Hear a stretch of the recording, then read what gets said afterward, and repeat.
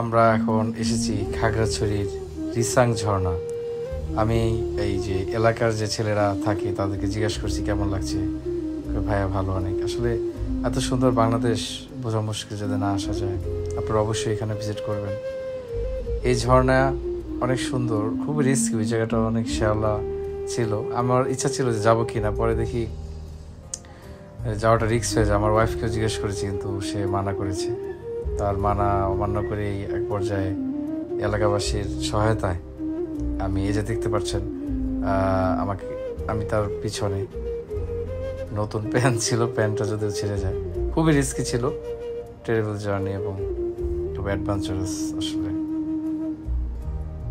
অনেক খারাপ জিনিসটা। আমি নেমে যাই, আসলে আস্তে আস্তে নিচে নেমে যাই।